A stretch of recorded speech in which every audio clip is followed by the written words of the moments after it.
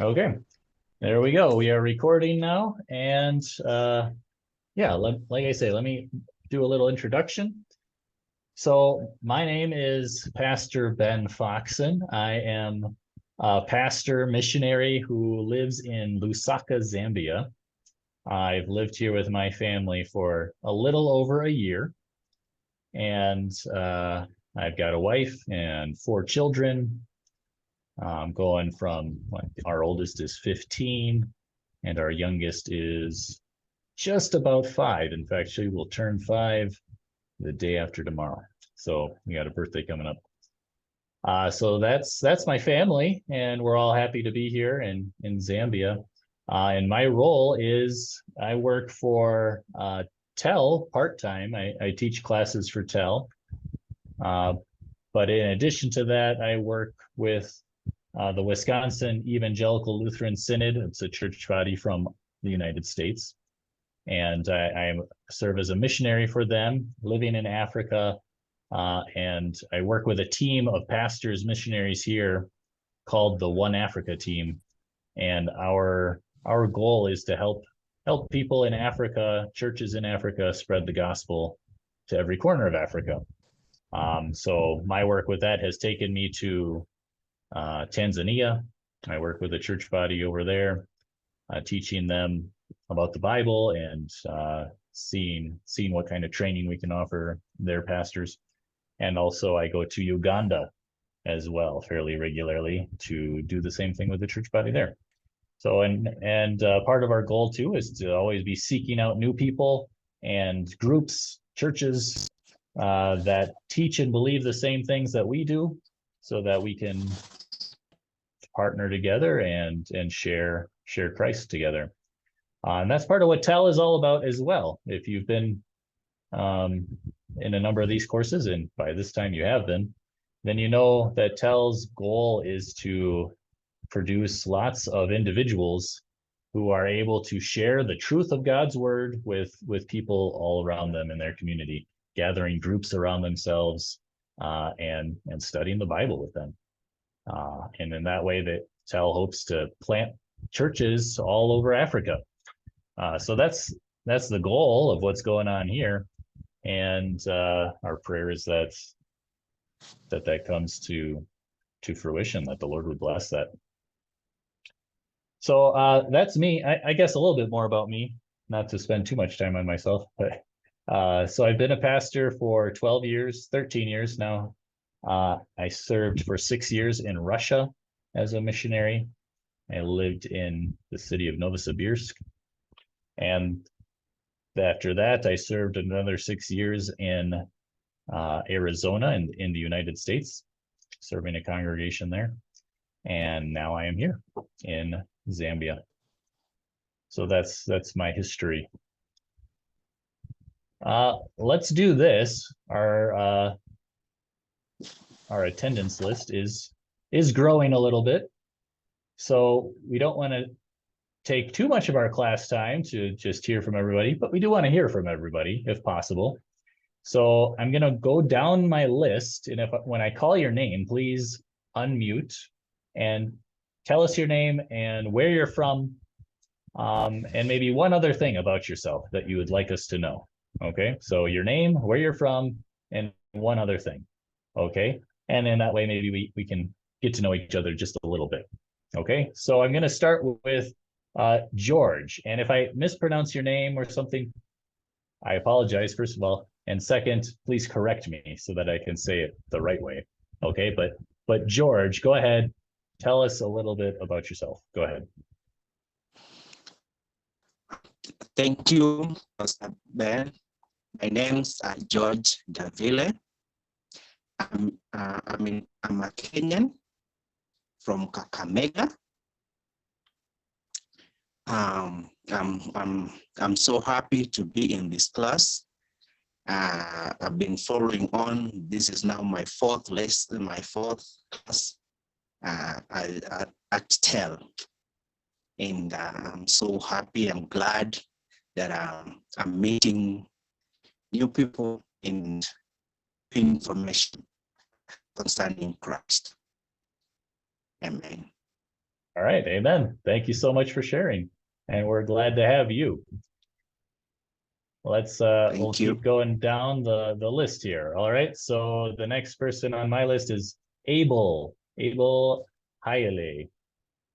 Go ahead and unmute and tell us a little bit about yourself, please, if you're able to. All right. My name is Abel. I am from Ethiopia, from the northern part, Tigray, and I am a minister. That's all. Okay, great. Thank you, Abel. Good to have you with us. How about Benson Benoit?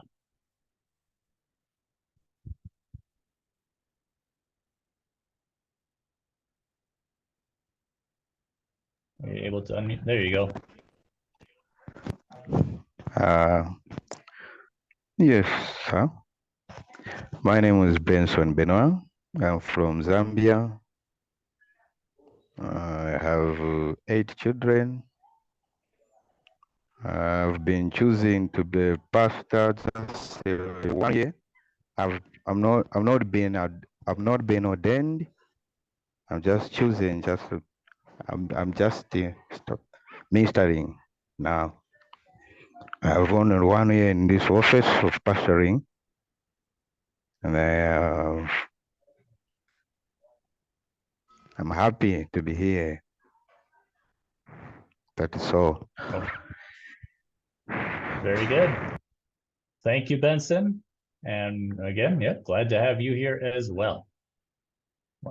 Charles Umadi, go ahead. Yes, good evening, Pastor. Good evening. I'm happy to be with you again. Yeah. I thank you. I am Charles Lumadi. By the God's grace, I'm a pastor. I've pastored for 1 year and 7 months at the church called Idol Church, and I thank God for that. And I thank God for the TEL methods. They have given me power to move.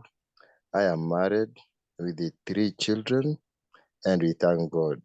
Let us be blessed together. Very good. Thank you, Charles. Good to have you back in class. Look forward to good things. How about Elvin Nakaya? Thank you so much, Pastor Ben. My name is Elvin Nakai. I'm from Nairobi, Kenya. And it's just a blessing to be part of TEL. I'm a father of 2. I'm married and a co-minister of the gospel to like an assistant pastor to someone, although not yet today, just trying to gather more information before I engage fully into the full time. Thank you so much. Excellent. Thank you, Elvin. And yeah, may God bless your studies. That's what we're here to do. How about Everline Atieno? Okay, good evening. My name is Evelyn Atieno from Kenya. I've been with TEL. I've been learning these lessons. This is my 5th, my 5th lesson. So I thank you for being our teachers and those ones who have been teaching us. TEL has really imparted good things. I've learned a lot through TEL. Yes, it is really motivating me spiritually. And I have something to say thank you. I'm a minister of the word, and I always minister here in Kenya. Yes, I have 2 children, blessed with a family, and that is what to thank God. Thank you. Thank you, Everline. Yeah, good to have you in the class. Let's see who's next here. Isaac Mulembo Kandutu Mwila. Go ahead.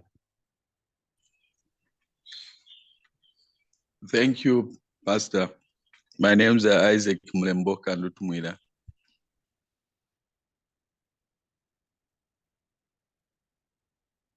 I'm from Zambia.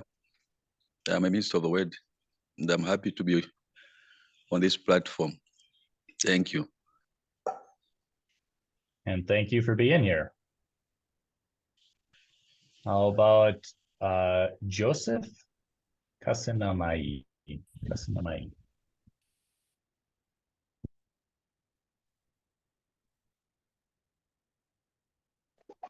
Okay, thank you very much. I hope you can hear me. My name is Yes. Joseph. Thank you. My name is Joseph Kasinamai. I'm based in South Africa. I am born in Zimbabwe. Thank you for the TEL program and thank you for being together. Since I started learning with the TEL program, I felt my spirit motivated because I've always wanted to work for God. I didn't have a starting point. So I'd like to thank God that now I got a starting point and I can see the changes starting from my family, my community. I think I'm growing bigger and bigger. Thank you. Thank you, Pastor. Thank you, other class members. All right. Thank you, Joseph. Good to have you here. And glad that you're seeing TEL as being so beneficial already. That's great. Olima Wauga, you're next. Go ahead. Good evening, everyone. I'm happy to be here. I'm Olima Wauga. I'm from Kenya. And again, I'm a counseling psychologist. And at this point, the TEL method has really impacted me. And after starting as a servant of God, I really appreciate this. I think it will be good. Thank you. Okay, thank you, Olima. Welcome to you. Next, we have Thomas Ongelek.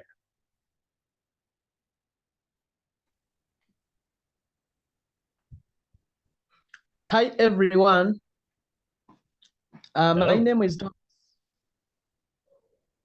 I'm from Uganda, Kampala. I'm so excited and humbled to be in this class.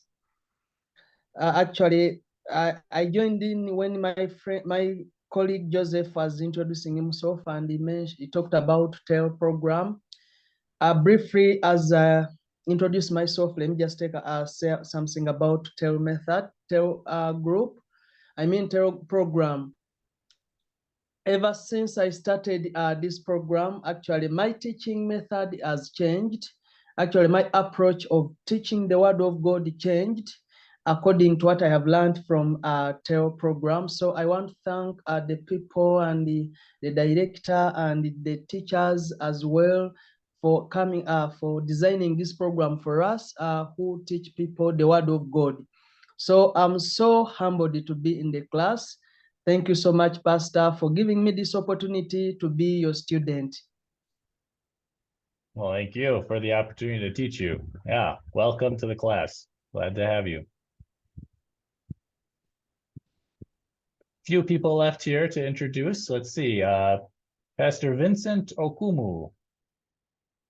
Go ahead. Man, hallelujah. Amen. Thank you so much, Pastor, for this opportunity. I just want to say thank you for the TEL facilities, the directors. This has been my 7th class. Pastor Vincent Ochieng Okumu from Kenya, and I've been in ministering for the past now 7 years.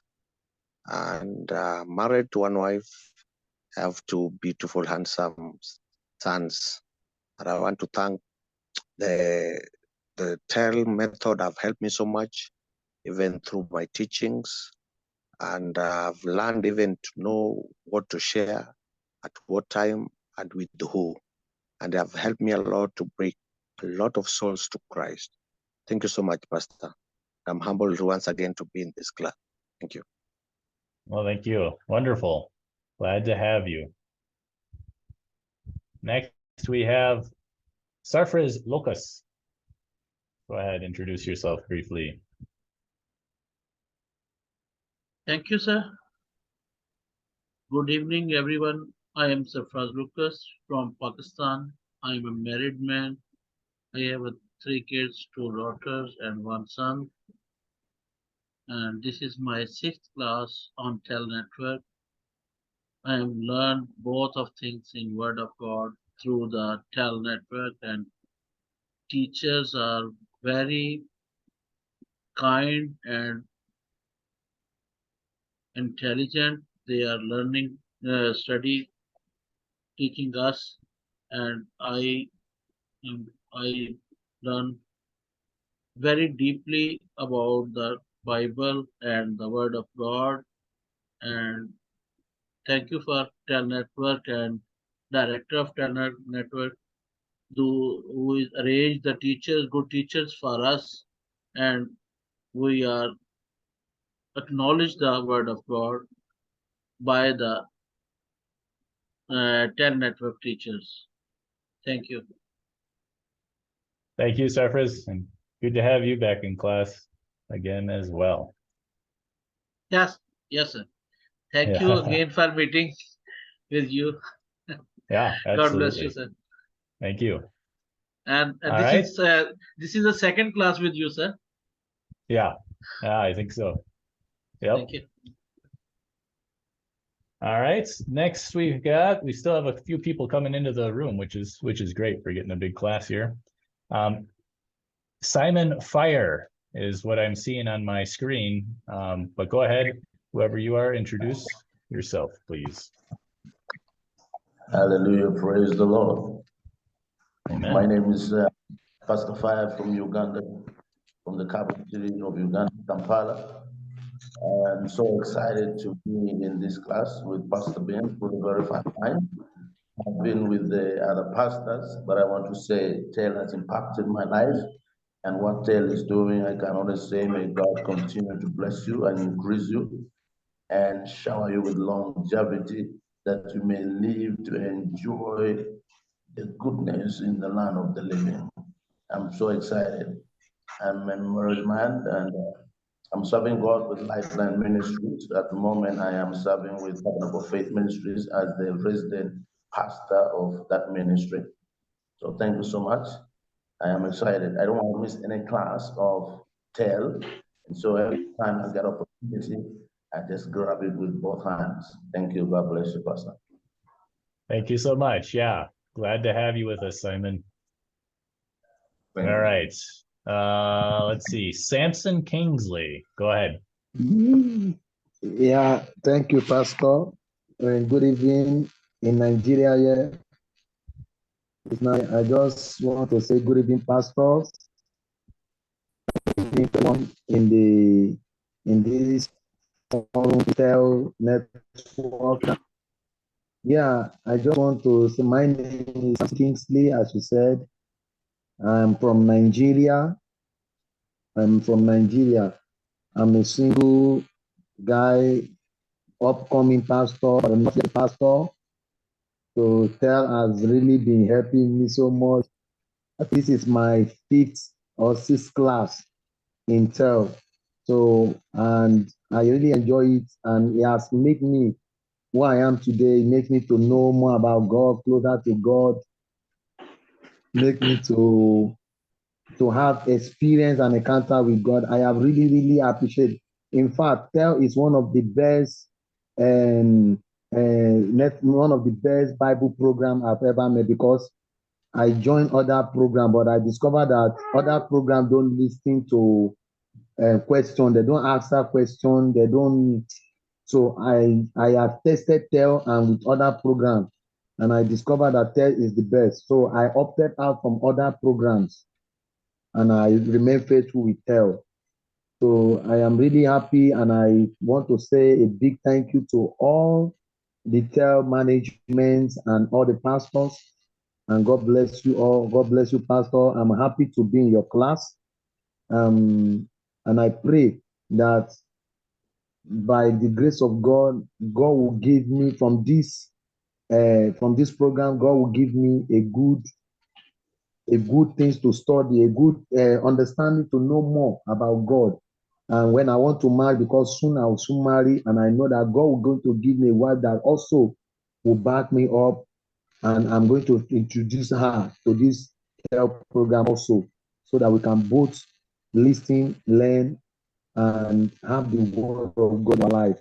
Thank you, and God bless you, Pastor. It's nice to be with you once again. God bless you. Thank you. Thank you, Samson, and thanks for your endorsement there. Yeah, I'm glad you're enjoying TEL so much. Yeah. All right.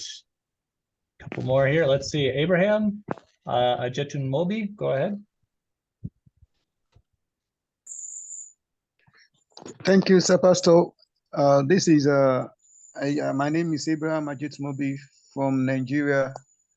I'm glad to be in TEL class. TEL has he tremendously opened my understanding of the Bible, of the Word of God. That is the question and the answer method. Other additional questions. It gives exposition how to the Bible, to understand the Bible better.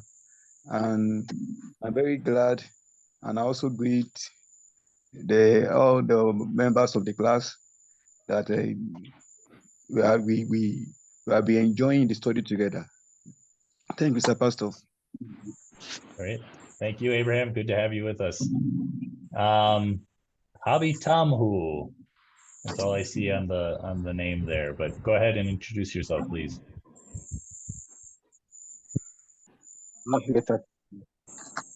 Okay, Pastor Benjamin, how are you? I think I know before I work, I class study, you learn with it last 2 months ago, I think so. Then my name is Abton Petros. I'm from Ethiopia. Now I'm living in South Africa. 2 or 3 courses I learned with Pastor Benjamin, Pastor Joel, and Pastor Tim. Last week I learned with Pastor Tim, the chosen nation. Today I think I didn't check it. That's my name. The other story, I don't know what you need it.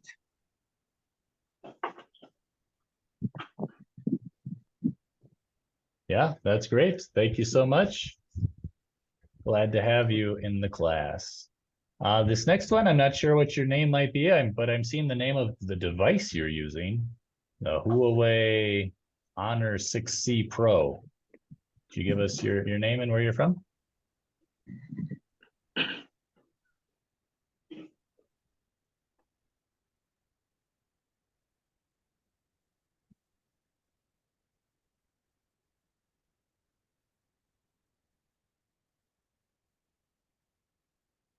Try that again. The Huawei Honor 6C Pro. Not sure what your name is, but that's what I'm seeing. You just put your hand up, so go ahead. Tell us a little about yourself, please.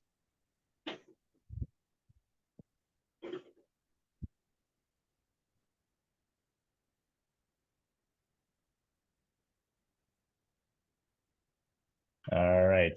Maybe we're having some difficulties there. I will move on. I think we've got a couple others still waiting. Godfrey Wanyama, go ahead. And tell us a little about yourself, please.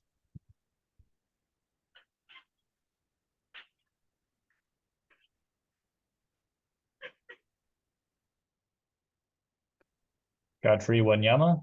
Okay. There you are. There you are. Go ahead. My name is Godfrey Wanyama from Kenya. Yeah, I'm from Kenya. I'm happy to be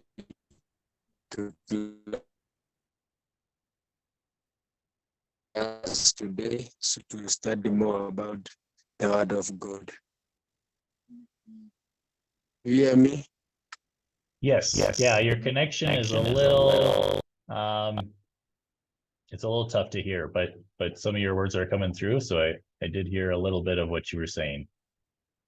So thank you, Godfrey. Good to have you with us. And let me see, who else do we have here? James Osei Agiei, go ahead.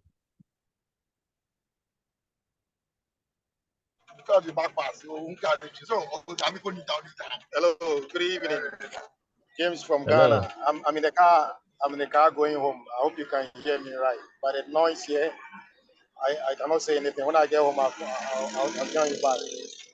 No problem. Yep, that's coming. It's coming through. So glad to have you with us, James. Drive safe, or whoever's driving for you.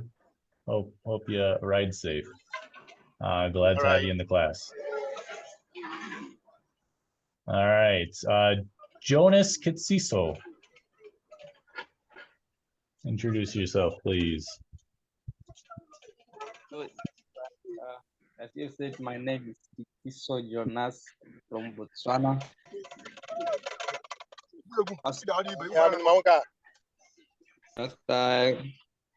a young pastor is being married. Okay. So I'm happy to learn in TEL because since I have joined TEL around March till today, and I've learned a lot. Wonderful. All right. Thank you, Jonas. Good to have you with us. All right, I'm looking through my list one more time here. See if there are any names there that I missed, maybe. I want to make sure I gave everyone a chance. Oh, and I see one more. Philip Kavu. Could you introduce yourself, please? Philip Kavu.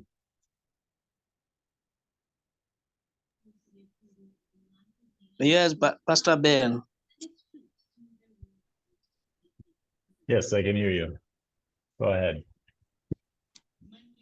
Yeah, I'm just joining. I don't know how you starting and even where you are. I don't know how far you are.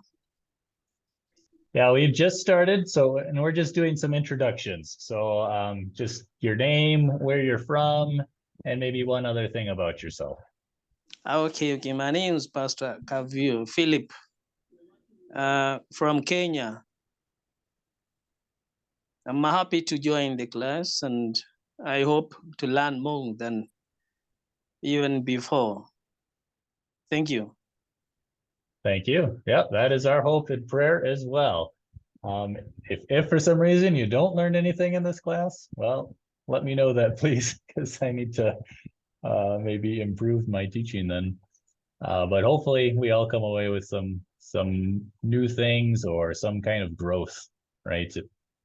If nothing else, growth in our faith as we study God's word together. So, all right, glad to have you with us, Philip. Thanks for joining the class. All right, with that, I think everyone now has had an opportunity to introduce themselves. So let me get to introducing the course. This first lesson, we take a little longer, obviously, just because it's the first time we're getting together. We want to learn just a little bit about each other. So we took that time to introduce ourselves, right? And it was 30 minutes to do that. But I think that's time well spent. It's good to get to know your classmates just a little bit anyway. And feel free, to contact each other in WhatsApp as well. But what about this class? This class is all about the 10 Commandments. That's what we're going to be studying together. And we'll do that over the course of 4 weeks. We will meet twice a week on Mondays and on Thursdays. Always at this time, the same time that we started class today. That will be our class time every day on Monday and on Thursday. So over 4 weeks, we'll cover 8 lessons, and we'll get through all of the commandments in that time, plus a little bit of extra information about God's word in general, and why is the law so important, and so on. We'll talk about those things. Before we get into any more of the lesson, let me go through something, just some ground rules, you could say, of how this class works, how it functions. And if you've been taking TEL classes for a while, I heard some of you saying this is my 4th course, my 5th course, even my 7th course. You probably know these very well already, but it's good to just be reminded. So we'll take just a little bit of time today to refresh ourselves on those things. So welcome to our live group class. And again, yeah, here are just a couple of tips. I'm hoping everybody could see the slides. I've been sharing my screen ever since we started, so hopefully that is showing up for you. This first one, I don't think anybody had a problem with, and that shows your experience with TEL and the way we do classes on Zoom, because everybody was able to connect to the audio right away. Sometimes I have to help people with that for quite a bit, working in the chat and so on, so that they can make sure they click that button to say call using internet audio. But you guys, you're pros already. You had no issues. This one is probably also second nature to us by now, but always good to have the reminder. If you're not talking, please keep yourself muted. And that makes it easier for everybody else to hear whoever is talking, right? And that's just common etiquette when you're in an online class. We don't need to hear your background noise coming through. Okay, so keep your microphone muted. You might notice if you don't do that, then I will mute you. Again, that's not me trying to be mean. That's just me trying to keep the class working as well as it can. Okay. So everyone, if you are going to talk, there's a button to raise your hand. So you can look for that even at the bottom of your screen. I don't know if maybe you're on a laptop, maybe you're on a phone, but somewhere there should be a button that lets you raise your hand. And then that shows up for me. I can see your hand, your digital hand, I should say, popping up on my screen saying, oh, one of your students has a question or a comment. And then I know that I can call on you. And after I call on you, that's the time to unmute, right? So it's just that etiquette that we follow so that it's orderly, if that makes sense, okay? And then when you're done talking, then you mute yourself again. Another thing we encourage is taking notes. I did send out a file earlier today that had the questions that we'll be going through. And I will do that earlier for all our coming classes because this was the first one that got sent out a little later. But you'll always have a worksheet of sorts that you can use to see what are the questions, what are those going to be. And then we encourage you to take notes as we're going through class here, write down answers. If people ask questions and you want to take note of that, do that. Because when you take notes, when you're active that way, it helps your brain to learn the material more so than if you're just listening, right? So that's why we encourage that. Finally, you know best how you learn, so do what works for you. But certainly if taking notes is going to help you, we encourage you to do that. And then finally, just be aware of each other. And that's just a request to be polite to each other. We're all here to learn. We're all here to read the Bible together and get something out of it.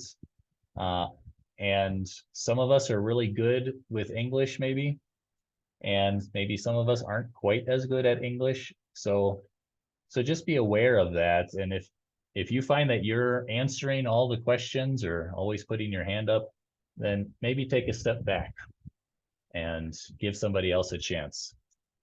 I'm going to try to help with that, as the moderator, leader of the course. I'll call on people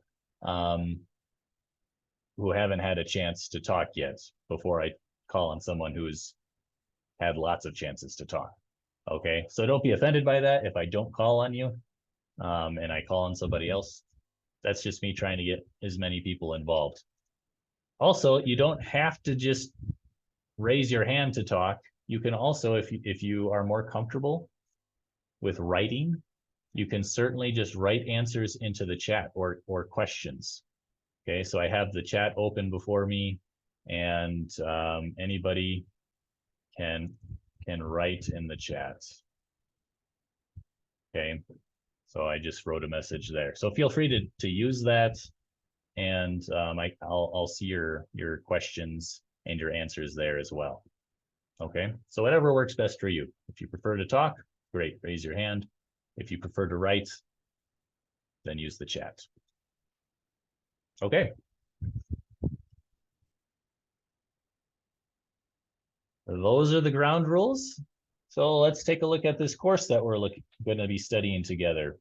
As I said, it's called the 10 Commandments, and this is part of the Jesus Teachings series. This is where we get a little bit more into doctrine. A lot of the other TEL courses that you've taken up to this point have probably been about Bible stories and Bible history mostly. I know the first course, Work of the Savior, is a pretty good summary of Jesus' mission, right? What did he come to earth to do? And then there's history about the chosen nation. That's Old Testament history about Israel, right? Then the fallen nation, some more Old Testament history about how Israel fell away. So there's been a lot of those courses maybe that you've taken.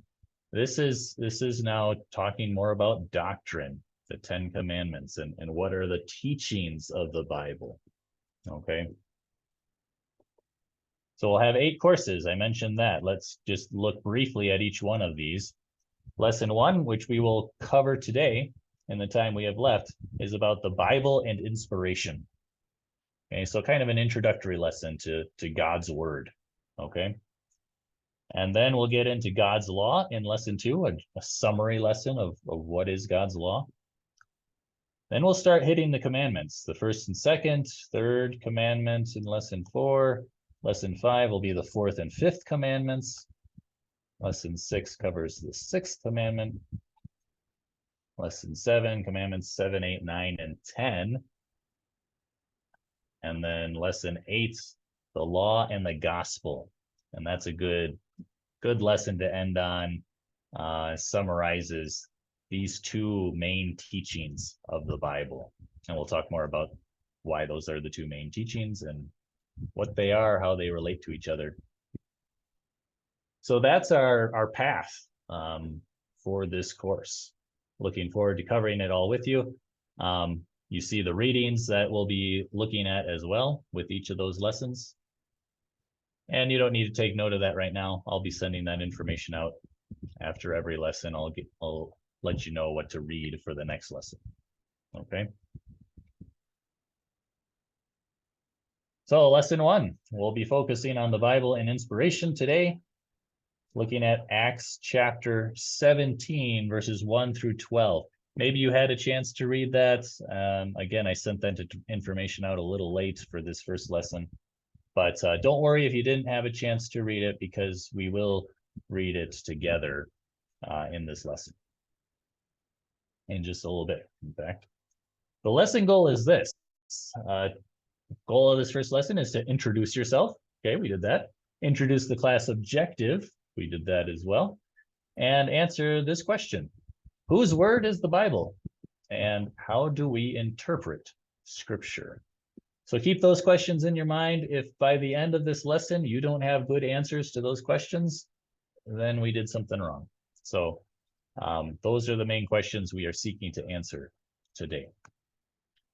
And we mentioned the reading for preparation.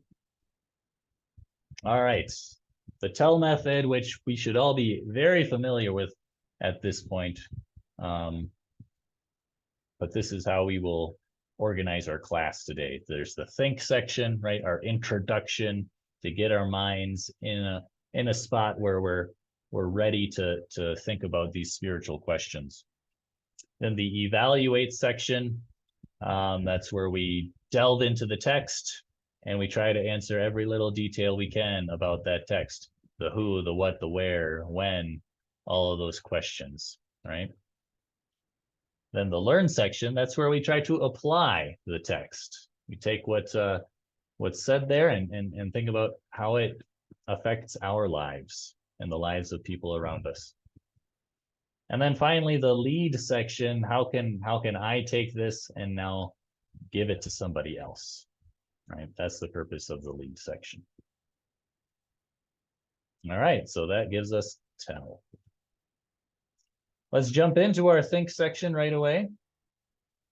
Here's our question for anybody to give us their thoughts on. What do you know about other world religions and how they received their sacred writings? Does anybody have a thought to that question? So we're not thinking about Christianity at this point, but any other world religion.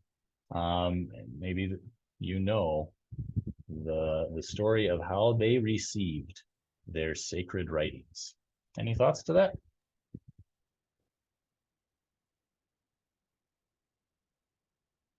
Again, you can write it in the chat, or you can raise your hand and I'll call on you. Simon, go ahead. Simon, fire. What's your thought? Thank you so much, Pastor. The question is, what do you know about other world religions and how they received their sacred writings? I may not know well about how they received their sacred writings, but I know about Islam. Islam is one of the world's religions, and they follow their prophet called Muhammad. And I believe they got their writings, the sacred writings, from the prophet, or maybe the compilations of what their prophet was doing, and they came up with the Quran, their holy book. I think that's something I know about that. I also have a little bit about the Baha'u'llah, and that's the Baha'i faith. The Baha'i faith is another religion, and they also follow their prophet called Baha'u'llah. And for them, they think God is one, and therefore everybody should be under their prophet. And I think they also received their sacred writing from their prophet. Thank you so much, Pastor Ben. Thank you. Appreciate your answers. And I'll mention just the one that I see in the chat, or a couple people have said it in the chat now. Repeating what you had also said about Islam and how they got their word from the Quran, and the Quran they got through their prophet Muhammad. So, and that's kind of a familiar story, isn't it?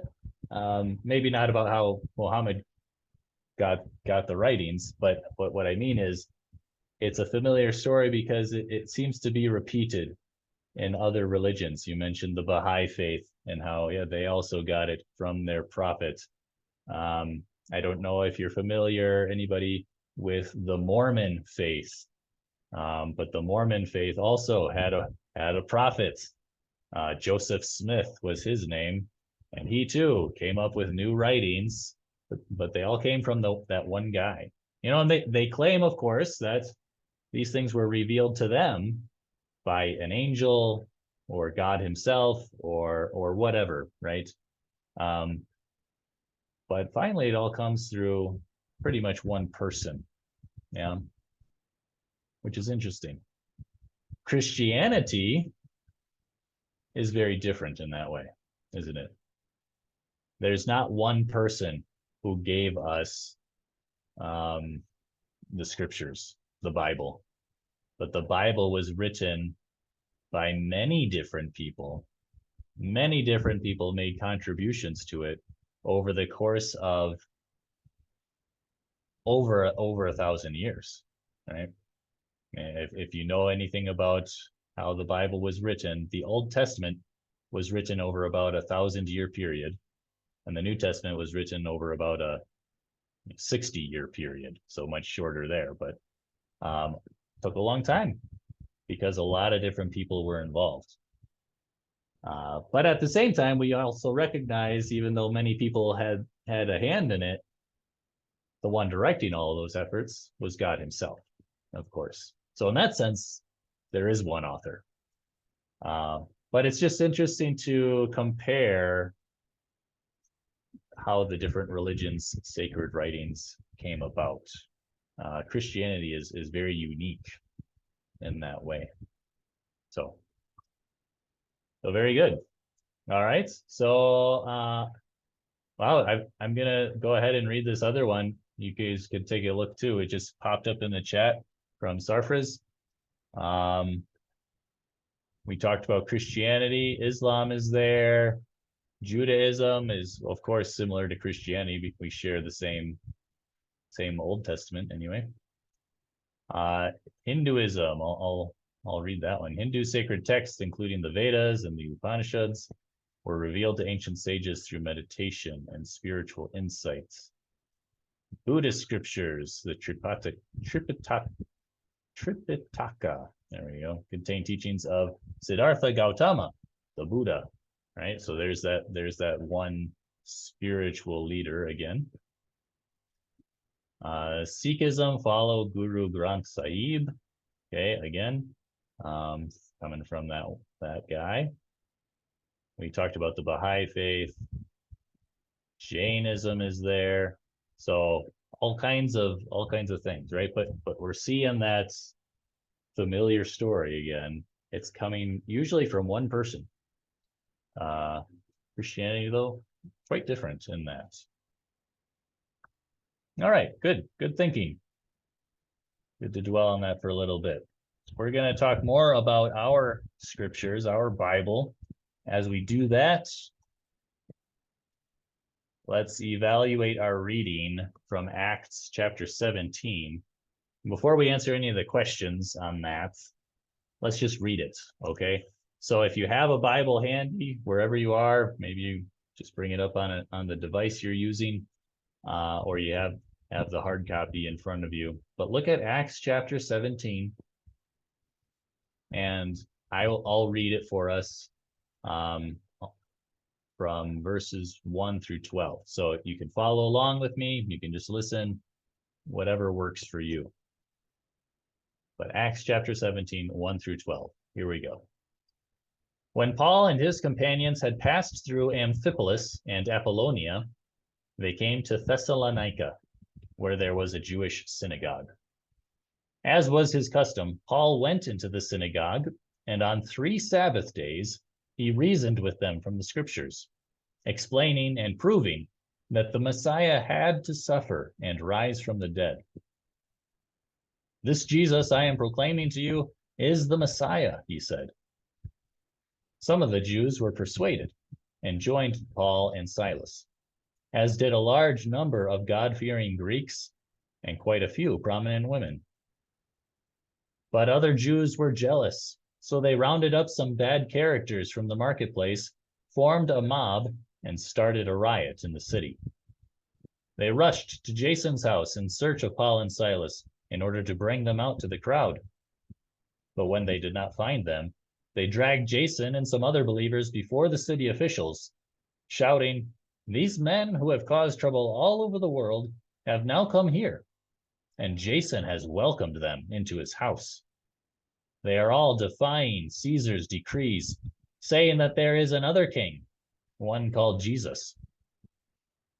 When they heard this, the crowd and the city officials were thrown into turmoil. Then they made Jason and the others post bond and let them go. As soon as it was night, the believers sent Paul and Silas away to Berea. On arriving there, they went to the Jewish synagogue. Now the Berean Jews were of more noble character than those in Thessalonica, for they received the message with great eagerness and examined the scriptures every day to see if what Paul said was true.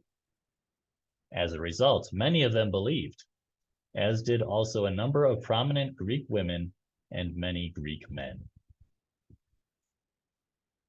Okay, that's our reading for today. So let's do this evaluation now. And again, I'll just ask you to raise your hand or put it in the chat, but who are the characters in this story? You can name one, you can name a couple. You don't need to catch them all, certainly, to answer. Go ahead, Thomas.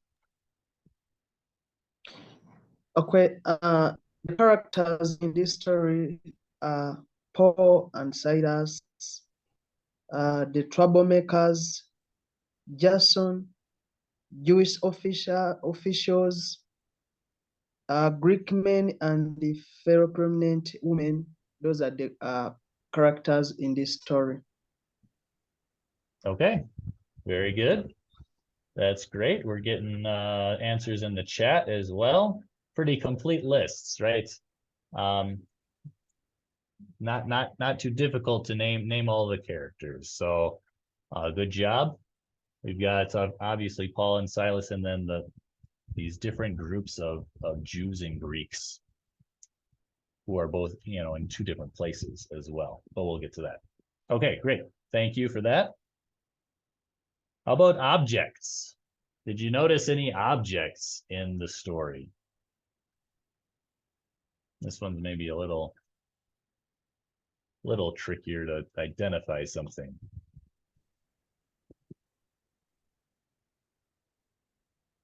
Thomas, go ahead. I see your hand again. Yeah, actually, according to what I read in the Bible, to me, the objects are the synagogue and the market.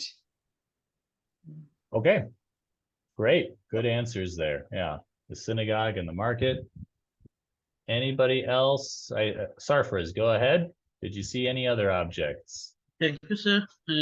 Synagogue, a place of Jewish worship studies, scriptures, marketplace, Jason's house, and bonds of security, riot, city official locations. Okay, great. And I'm going to highlight especially two that I heard you say. One was Jason's house. That becomes an important object or place because of the raid that happens there.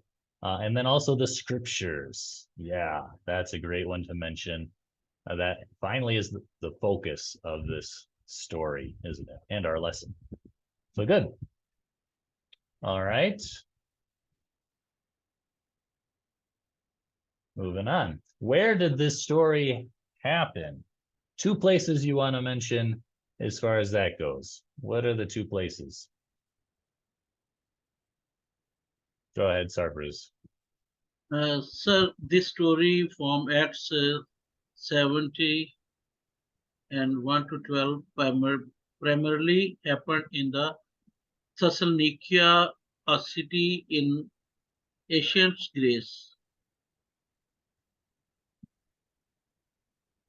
Okay. Yep, Thessalonica is number one. And Jonas, can you give us another one? I see your hand. Okay, another one. It's Berea. Yes. Very good. Thank you. So yeah, those are the two main places for this story. And as we read and as we'll be discussing, two very different responses to the scriptures and to Paul's preaching. All right. Yeah, and this whole thing is happening on Paul's second missionary journey, which leads us to this next question of well, we'll get there in a second. This is a picture or two about what did the meeting place look like. This wouldn't have been the synagogue, but this was a public forum where people could have addressed crowds and so on. So this is what that may have looked like there in Thessalonica or Berea. Some other pictures from modern day Thessalonica. Okay. But now this was the question I was starting to aim at. When did this story happen? I mentioned already Paul's second missionary journey, but anybody have a date that you could throw out for when Paul went on his second missionary journey? Any thoughts there? Everline, please, go ahead. It was in 49 AD, around 49 AD. Okay. Yeah, it's a good round guess. We don't know exactly what years he spent on his missionary journey, but yeah, 49 to 52, somewhere in there is when he was traveling around visiting all these places. So Thessalonica, he comes to first. You can see after he's crossed over into Greece, he goes to Philippi, then he goes to Thessalonica, then to Berea, then on to Athens and Corinth after that. Very good. What's the problem here in this story? What's the issue that's going on? I see in the chat right away, Benson wrote, Jews are becoming jealous. Absolutely they are. That is a big problem. And Sarfraz, why don't you add to that for us? What would you like to say about the problem? Sir, I see in this the story problem in the story is the opposition and the conflict arising from Paul's preaching about Jesus as the Messiah, leading to riot and accusation against him and companions. Okay, great. Yep, opposition to Paul's message that Jesus is the Messiah. That's really that's kind of what it comes down to. Okay. Thomas, give us your thought on it as well. Go ahead. Yeah, actually, when I read the Bible, one of the problem is that Paul challenged the Jews by reasoning them with scriptures. So it's one of the problem. And problem number two, according to the study I did, the Jews didn't want to hear anything about the Messiah. So that one was a problem to the Jews. So and also any other problem, very many people joined the Paul and believed in Jesus Christ. So that one troubled so much the Jews, so it became a problem to them. Thank you. Yeah, so you're kind of connecting the two now from the jealousy and this opposition to this message about Jesus. Yeah, why are they getting jealous? Because people are believing this. People are going after Paul and believing his message and following him. And that means they're not following those other Jewish leaders anymore.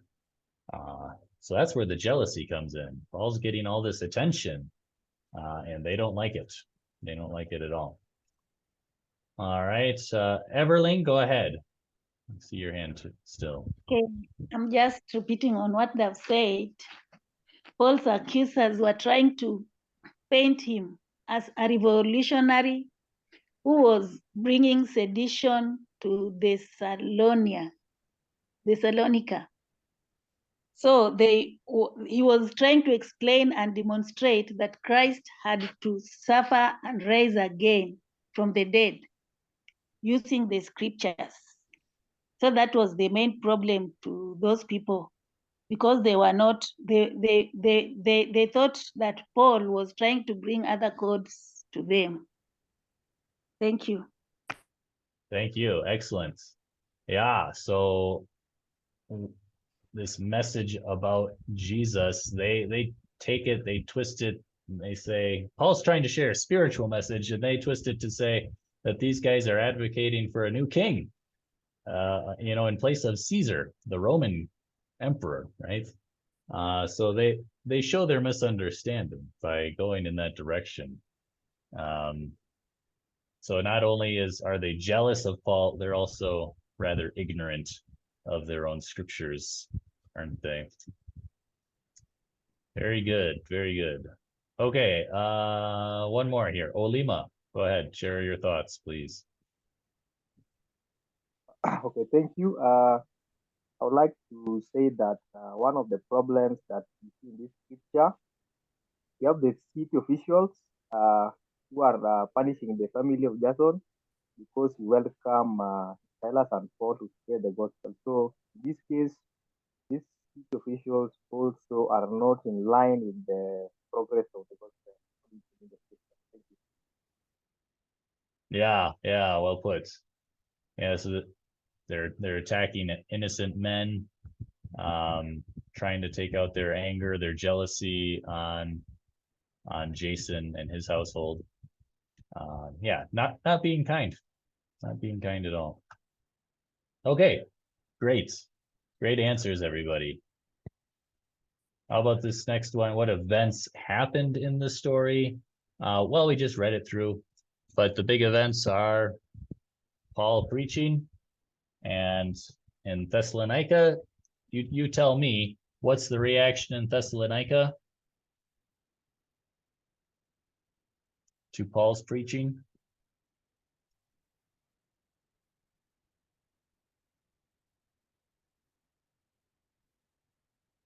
I'll just grab it from Sarfraz wrote it in the comment chat here. So Paul preaches, and some people believe, but many people don't, and they resist him, and they start the riots and all of those things that you were talking about when, as far as the problems go, right? So then the believers send Paul and Silas away at night, right? So that they can get away without being seen. And they come to Berea. And in Berea, tell me what was different. What happens in Berea?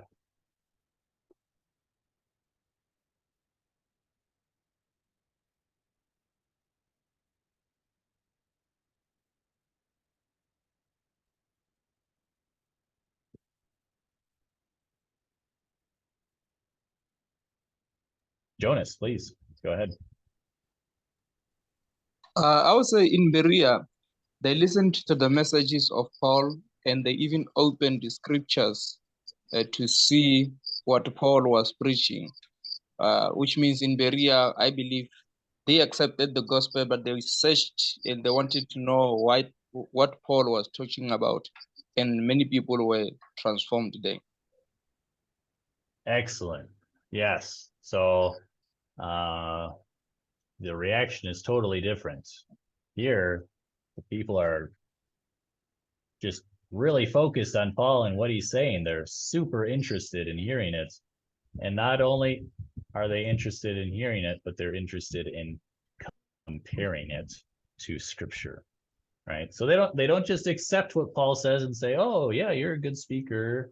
You seem to know what you're talking about, so this must be the truth. Yeah, we'll believe that. No, they made sure that it was in agreement with what God had already said in the scriptures, which is a very admirable thing, and that's what the Bible is telling us here. They were of a more noble character than the other Jews in Thessalonica. Why? Because they checked the scriptures to see if what Paul said was true. So that's a noble thing to do. And we'll get into this more, but there's something for us to learn from that, certainly. All right, next question. Is the problem solved? What do you think?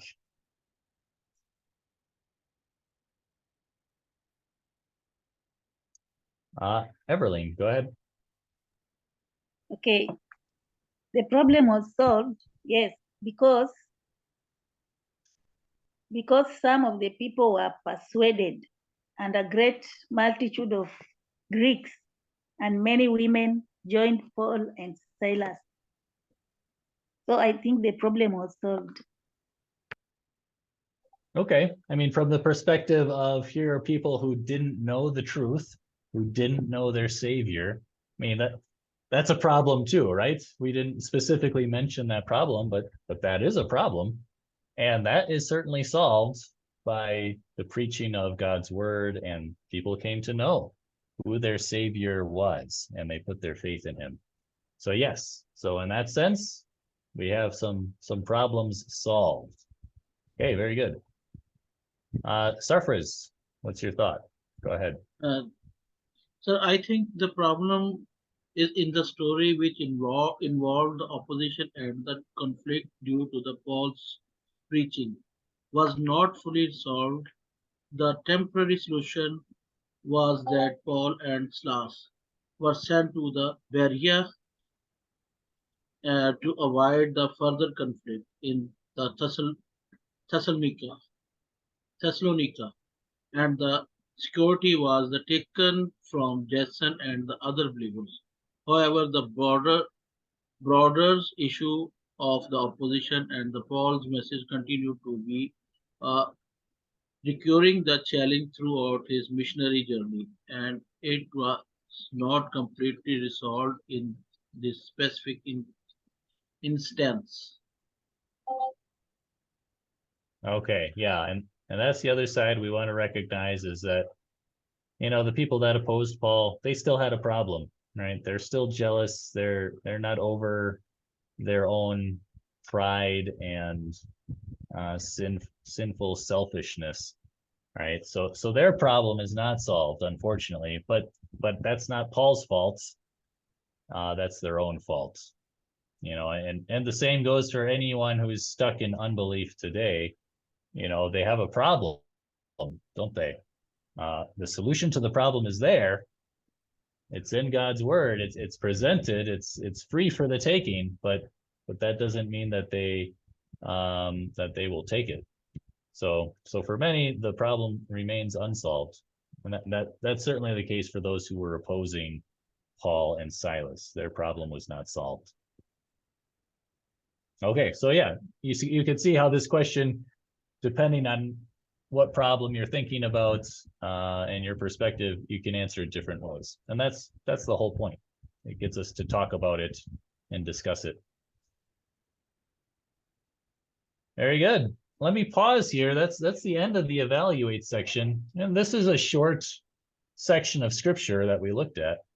But I always like to pause at the end of the evaluate section and ask, are there any other questions you have about the text? You know, we read those verses. Maybe there's a detail that you're wondering about.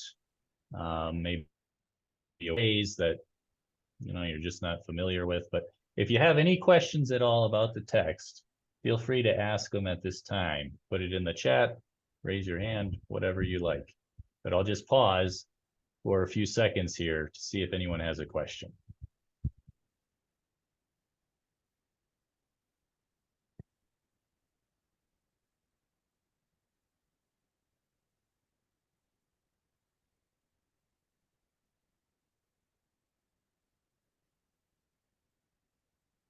Okay, I'm not seeing anything.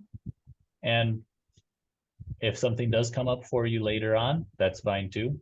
I'll give another chance at the end of the lesson if anyone has any questions they'd like to ask. But we will continue going for now into the learn section. So again, this is where we apply what we saw in the evaluate section, apply it to our own lives, especially when it comes to sin and grace, right? Sin, our problem, grace, God's solution. So what would you say to this question? What's the main theme, do you think? The most important point of this story, what do you think it is? Everling, go ahead. Preaching Christ at Thessalonica. Okay, preaching Christ. And, you know, if you're going to put Thessalonica in there, and then probably put Berea in there also, right? But preaching Christ at both of these places, okay, that could be a theme. In the chat, I see Sarfriz wrote the spread of Christianity and the challenges faced by early Christian missionaries when they shared the message of Jesus in different regions. Yep, that can certainly be a theme. I think we could get even more specific as far as what the challenge was and also what the solution was, or what the positive result in this story was. Elvin mentions as a theme, Jesus is the Christ. Okay, true. And that's certainly the theme of Paul's preaching in this story. And that could be the theme of the entire scriptures, if we wanted to widen it that much. for this story to be as specific as possible, I'm going to suggest something like this, that the theme is about taking God's word seriously.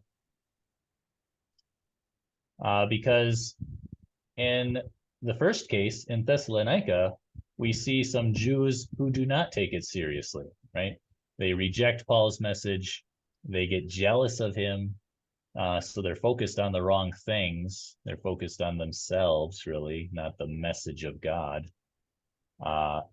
And so they fail to take it seriously.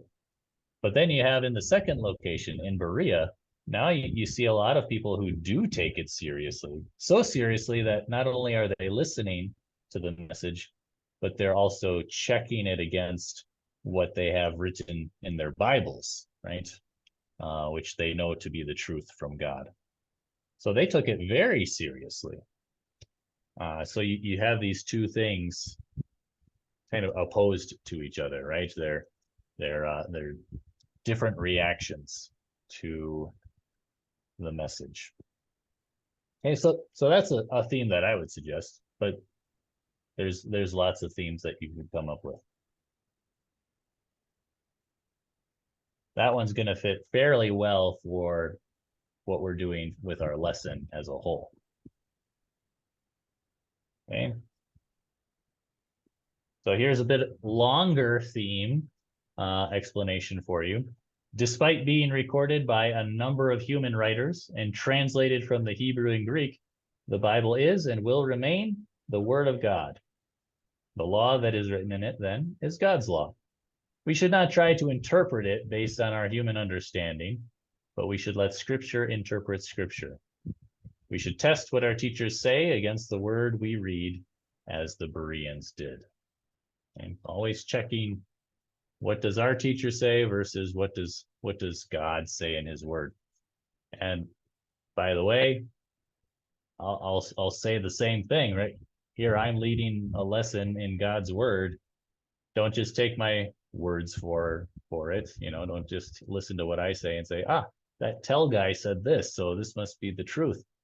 But no, take what I say, compare it to what God says in his word, and if they agree, then great, then say, yeah, that guy speaks the truth because he speaks what God said. But if I say something that isn't in Scripture, well, then I hope you don't listen to me, right? Because I should only be preaching and teaching what God has already taught in his word.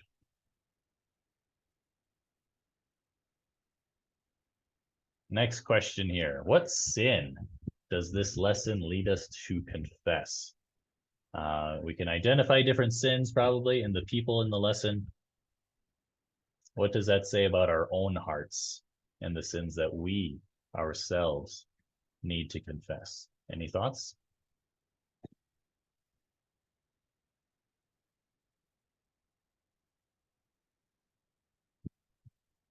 Everlane, start us off. Okay.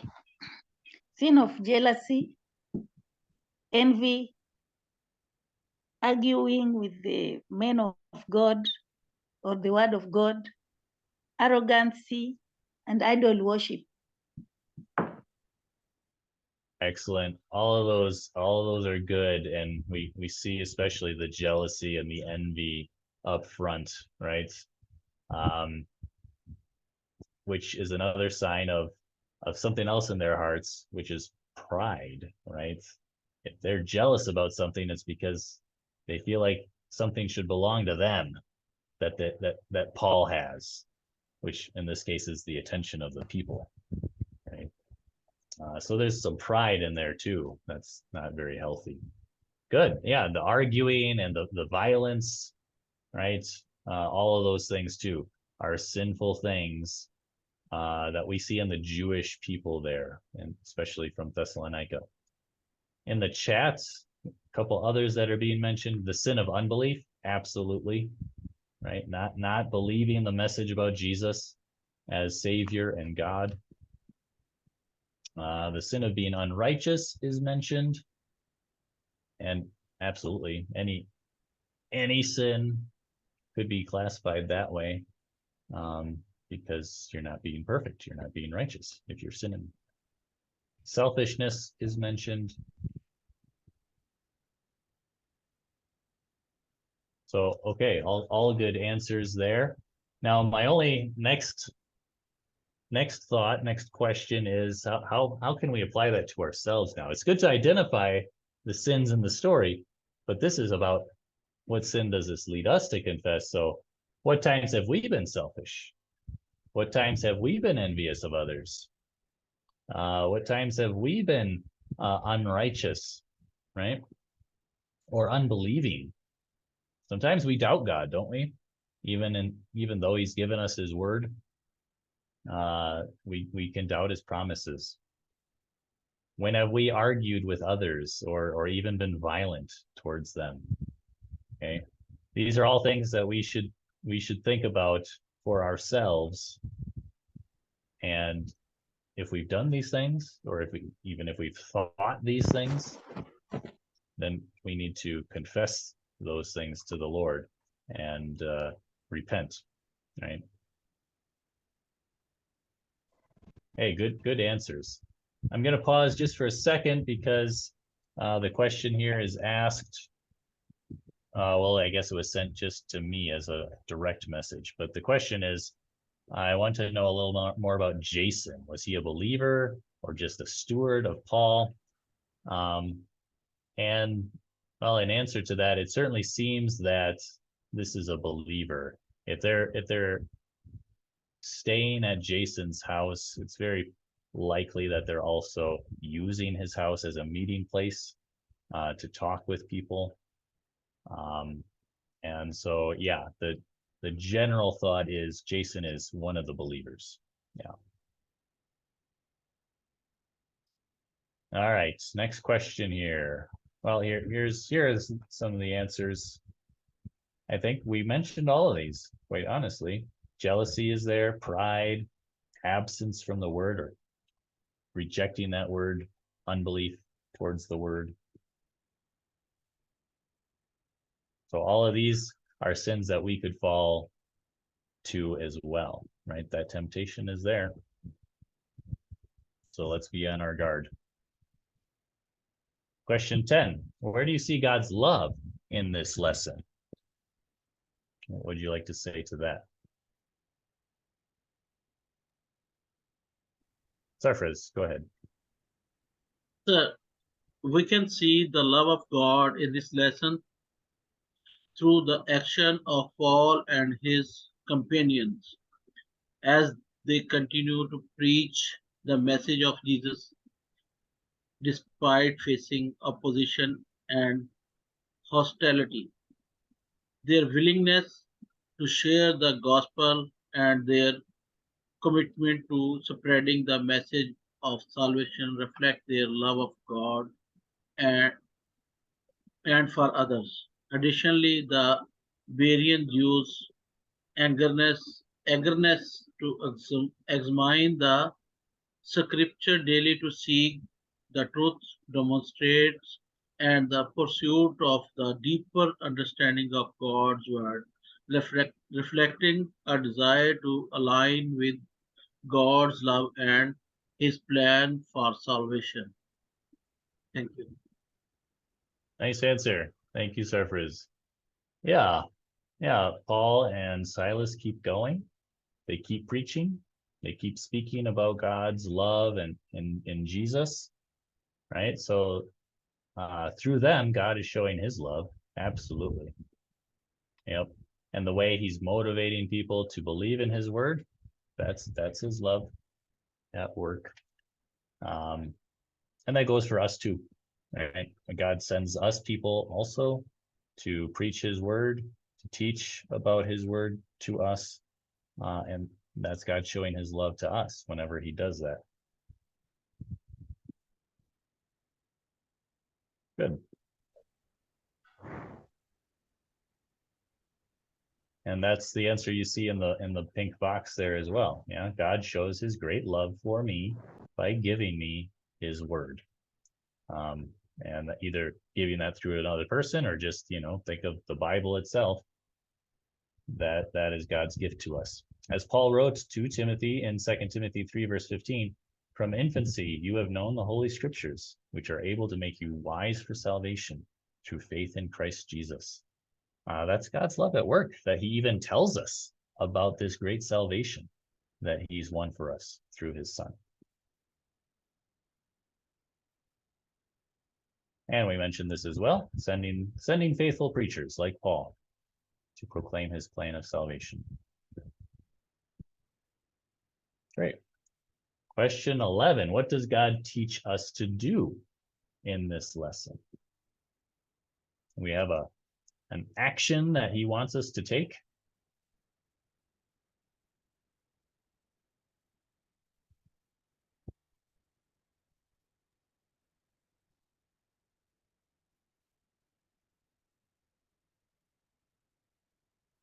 Let's hear from Olima, please. Go ahead.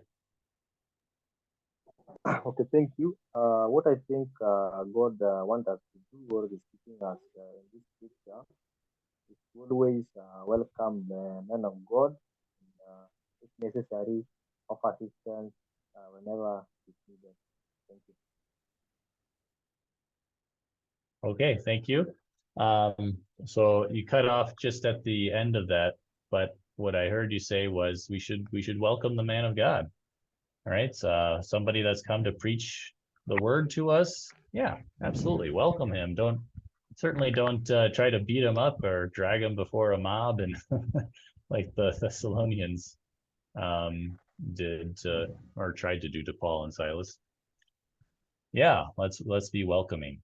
Very good. Okay, Jonas, what would you say? I would say God is teaching us to stand strong in our belief and our confession of Jesus. We should not be shaken. Like Paul and Silas, they were not even shaken by the Jews, but they proclaimed the message of Jesus without fear. Okay, very good. Yeah, and someone else in the chat here mentioned something similar, right? When you started speaking, yeah, we should not fear when we're preaching the gospel. Yeah, you're right. So when they have that opposition, don't back down. They didn't back down. They kept on going. They were smart about it too. I mean, they did leave the city in the middle of the night, so that, well, maybe not the middle of the night, but once it was dark, they left because that was the smart thing to do, so that they could continue to preach somewhere else. Yeah. So there's a balance there too. You know, when do you back down? When do you stick in one place and suffer whatever it is you might suffer? And when do you move on to go to another place to preach the word? Okay, very good. Everline, what's your thought? Yes, I was thinking also about God is teaching us to worship him alone and not to put other gods beside him. As these men of Thessalonica, they were worshiping other gods. So God is teaching us here to worship him alone. And yeah, also okay. gospel. Go ahead. Okay, and also to preach the gospel to the lost, to bring them Yeah. to him. Very good. Okay, thank you. Yeah, to that thought of worship God alone, these guys were worshiping other gods.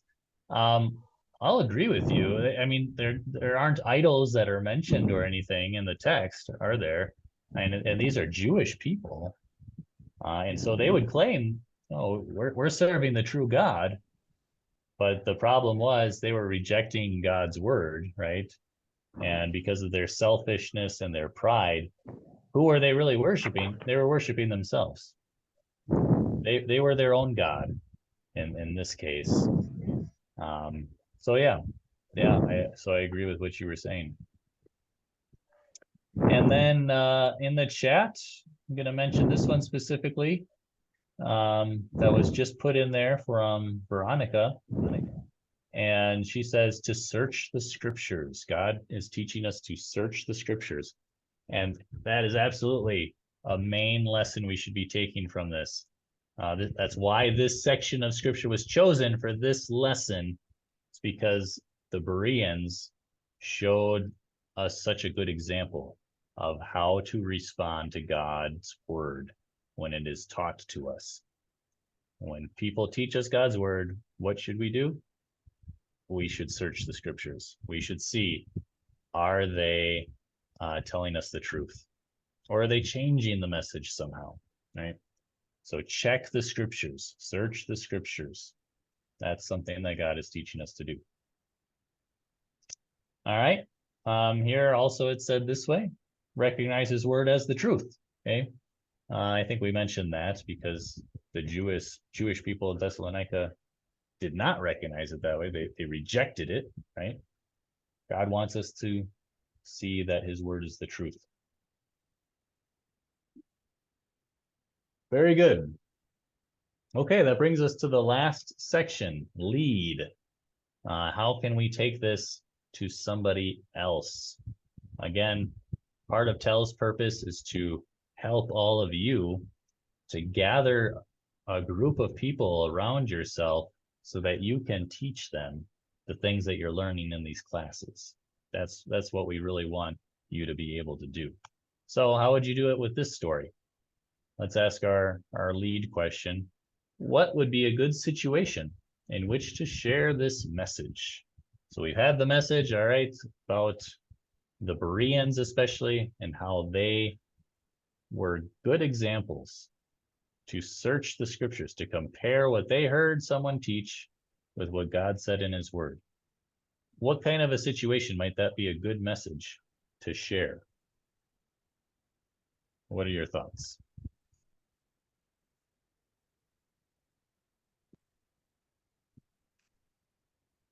Sarfraz, go ahead.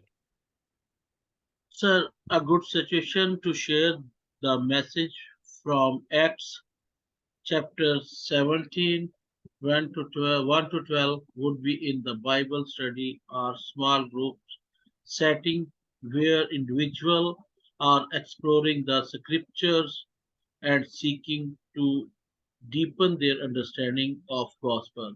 This passage can inspire the discussion about the challenges and reward of the spreading the message of Jesus, as well as the importance of the studying and verifying God's truth.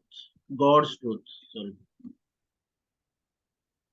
All right, thank you, Sarfraz. Yeah, in a Bible study that works really well because there you are teaching the word, and to be able to say to your own class, hey, make sure you check what I'm saying against what God has already said in his word. Yeah, that would be a great situation to share this. Okay. Everline, give us your thought. Okay, I could share it with my family members who don't know Christ and those ones also who know Christ so that they can have more knowledge of God. And again, I can share it with a group of people who worship idols, those people who don't know Christ. Some people like Islam or those ones who believe in Hinduism. I can share it with them. And a group of people who don't know Christ. Also, I can share this message. Thank you. Okay, great. Yeah. Family members, anybody who doesn't know Jesus, yeah, definitely worth sharing with them. All right, Jonas, what's your thoughts?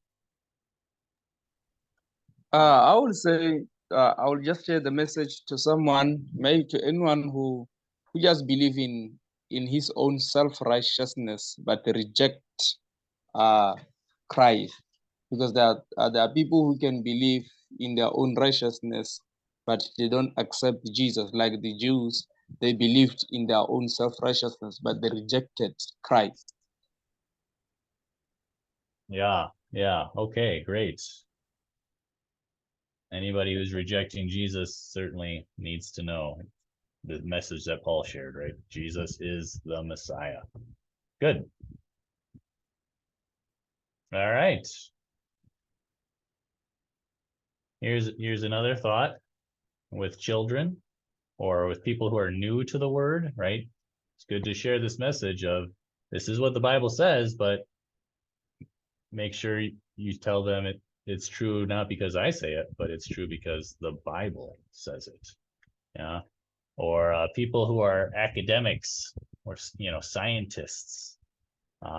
These people sometimes need a little extra proof, right? So to remind them, it's not true because you can prove it, but it's true because God said it, and we believe whatever God says.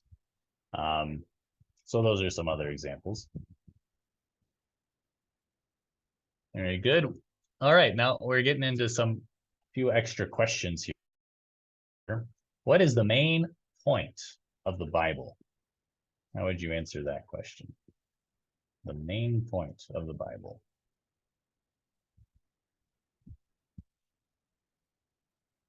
Surface.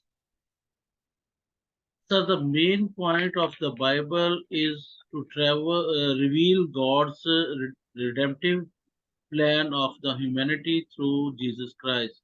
It tells the story of God's creation, humanity's fall into sin, and God's continual efforts to reconcile humanity to himself.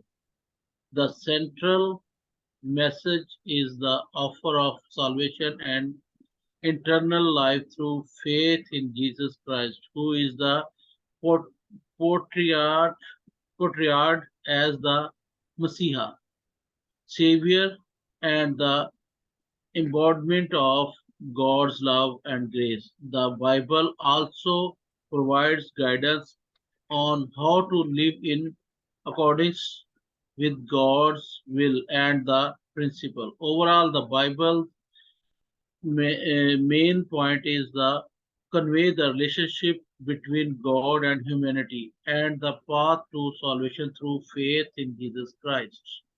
Amen. All right, yeah.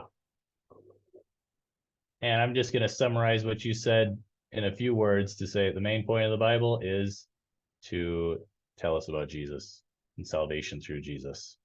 All right. If we're using the Bible to do anything besides that, we're missing the point. All right. So that is the main point of the Bible.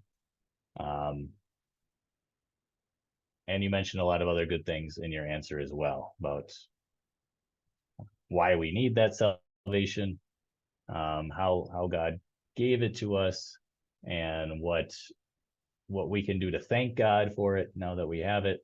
Right, that's all good as well. But the very main point is salvation through Jesus. Okay, very good. We're gonna keep moving because our time is actually up. We try to have a 1 hour and a half class. Today, again, we're gonna go a little long because of our introduction. But I'll still try to keep us as close to that as we can. Question 14 asks this: why can we continue to trust in the Bible even though we only have copies? Right? We don't have the original Bible, do we? I mean, the letters that Paul wrote, for example, we don't have those. We don't have the parchment that they were written on. So, what do you think? Why can we continue to trust the Bible even though we only have copies? Elvin, go ahead. Okay, thank you so much. We can trust the Bible because the author of the Bible, the scripture, who is the Holy Spirit, is indwelling. I can be able to say. All right, I think I heard you. It was kind of quiet, but what I heard you say was it's because of the Holy Spirit. The Holy Spirit is preserving that word. So even though we don't have the original parchments or scrolls that the Bible was written on, God is preserving his word. He has made that promise, hasn't he? heaven and earth will pass away, but my word will never pass away. Right? That's in the Bible. So we can be confident that, you know, as human beings did the work of copying those writings, that what we have today is the same message as what they had originally written. Okay? So we can be confident in our scriptures, in our Bibles, and we can put our trust in those words. Okay, so here you go. God not only gave us his word, he also preserved his word through the ages. We have God's promise of that preservation in passages like Isaiah 40, verse 8, which says, the word of our God stands forever. Okay.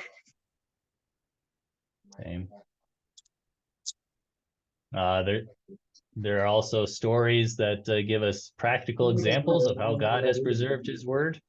There's the example of one of the kings in Jeremiah 36. One of the kings tried to destroy God's word. He took a scroll of Jeremiah's, and as they were reading it in front of him, he would slice parts of it off and then throw it into the fire, so that by the end of it, the scroll was totally destroyed.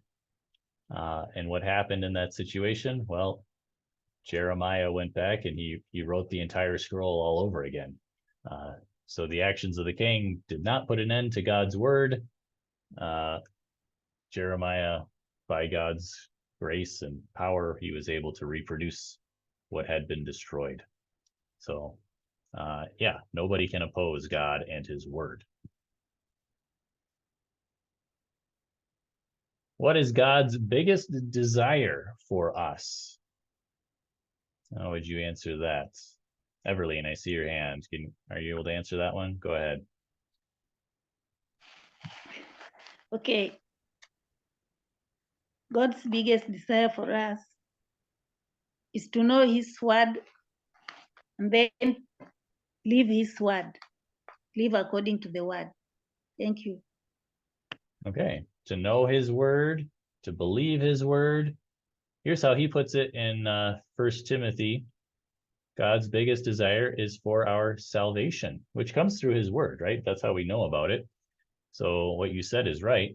1 Timothy 2 verse 4 says, God wants all people to be saved and to come to the knowledge of the truth. Okay? That is his biggest desire for us. There's all kinds of other things that we could, you know, add to that. Certainly about, like, you know, how does he want us to live while we're here in this world? The Bible says a lot of things about that. But the biggest thing is that he wants us to be saved. He wants us to be with him in heaven for the rest of, you know, eternity. Okay. And that is the message that his word repeats to us over and over again. This is what God wants for us. And the next question, is that desire completed in the Bible? For us to know God and be saved? Well, of course it is, right? That's why we're all here. We all know that this is what the Bible teaches. But where does it say it? The Bible has everything we need for salvation. That is definitely true. We don't need to look anywhere else but the Bible. 2 Timothy 3:15 says this. We read it before. From infancy you have known the Holy Scriptures, which are able to make you wise for salvation through faith in Christ Jesus. So the Scriptures are able to give us exactly what God wants us to have. He wants us to be saved. He gave us the Scriptures so that we could be saved. And there's nothing else that we need. We don't need to, you know, look inside ourselves for something special, or, you know, some strength of character. We don't need to, you know, look outside of ourselves towards anybody else for our salvation. We don't need to, we don't need to, you know, work for our salvation, you know, make sure that we're somehow good enough for God. No, that's all done in Jesus. Jesus has covered everything. and the scriptures are what tell us about what he's done. So that's all that we need, which is a wonderfully comforting message to know it's all done and there's nothing left for you or me to do.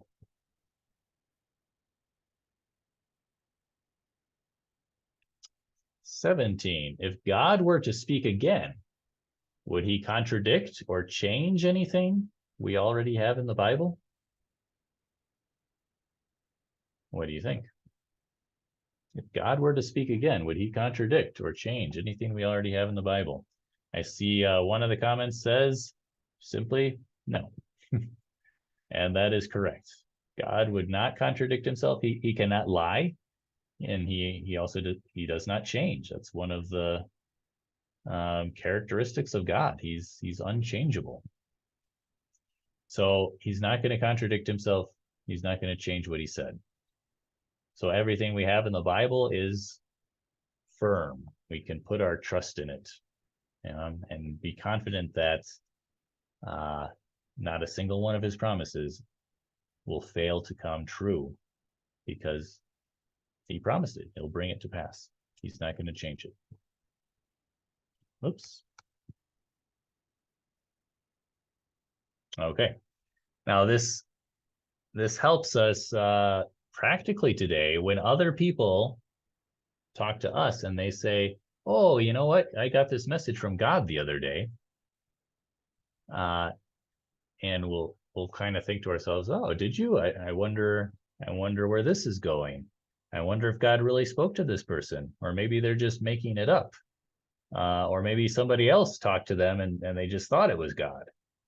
There's lots of different options there, right? So what do we do in such a situation? We have to listen to the message, and then we have to compare it, like the Bereans, right? Compare it to what God has already said, because God is not going to change what he already said. So if a person comes to you with a different message and says, for example, "Oh, you can only be saved now if you give me, 15% of whatever you earn," God's now saying that this is a requirement for salvation. Of course, that's a lie, right? That's different from what God has already said. And this unfortunately happens all the time, that people come with new messages that are supposedly from God. And we need to be careful. We need to be on our guard so that we don't fall to the lies. Okay. So by comparing what people say to what scripture says, we can avoid the false teachings.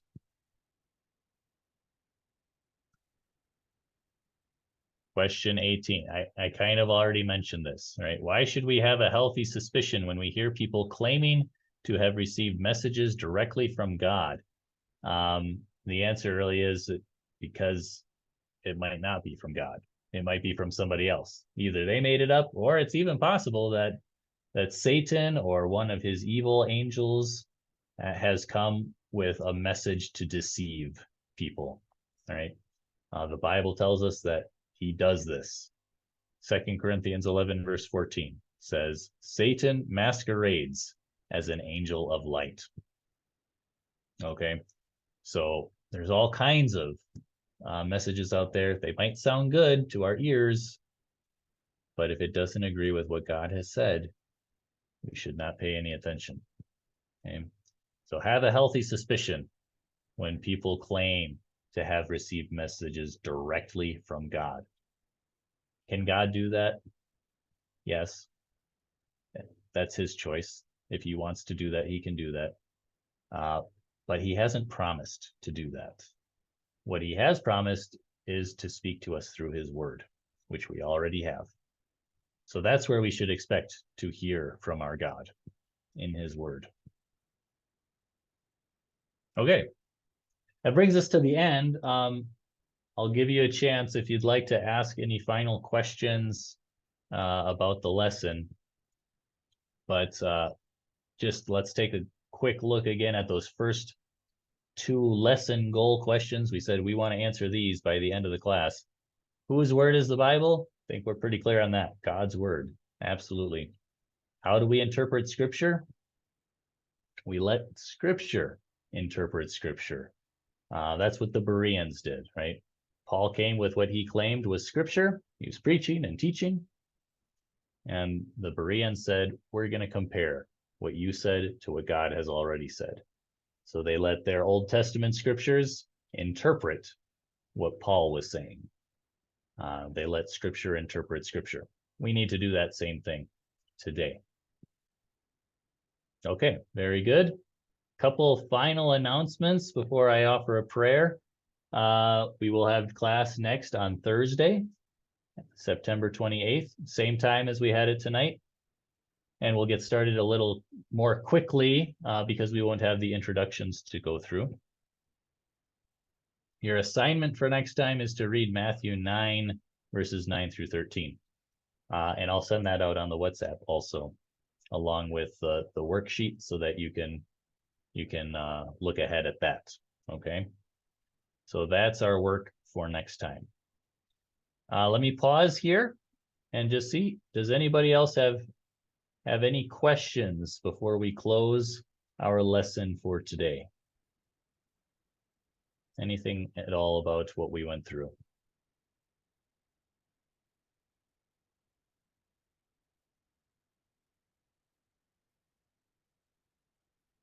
Okay, that's great. Not seeing any hands or anything in the chat.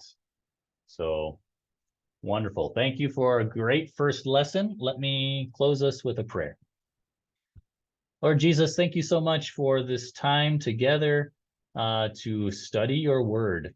And what a wonderful way to start our course, to emphasize that your word is all powerful, that it comes from you, and that it's something we can trust. So that whenever we hear things in this world, we can take that and we can compare it to your word. Help us all to do that so that we take your word seriously, and help us to apply it to our lives.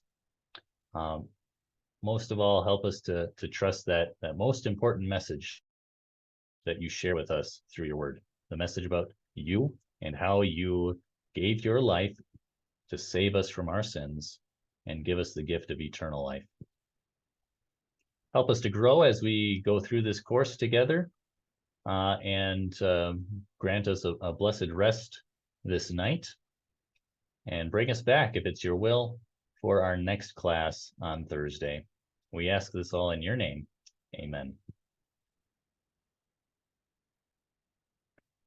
Okay, everybody, thank you so much for this time with you. And we'll see you in a few days for our next lesson. Amen. Take care, everybody. God bless. Amen.